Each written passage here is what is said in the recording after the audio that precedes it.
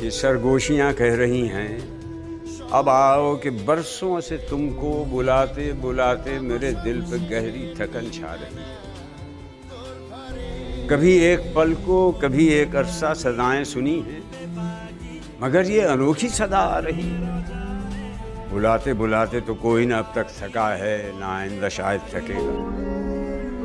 मेरे प्यारे बच्चे, मुझे तुमसे कितनी मोहब्बत है। देखो, अगर यूं किया तो बुरा मुझसे बढ़कर भी कोई ना होगा। खुदाया खुदाया, कभी एक सिसकी, कभी एक क्यूरी, कभी एक तबस्सुम, मगर ये सदाएं तो आती रही हैं। इन्हीं से हयाते दो रोज़ा अबद से मिली है।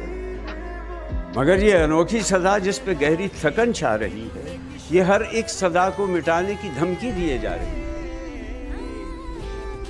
अब आंखों में जुम्बिश, न चेहरे पे कोई तबस्सुम, न त्योरी, फ़कत कान सुनते चले जा रहे हैं।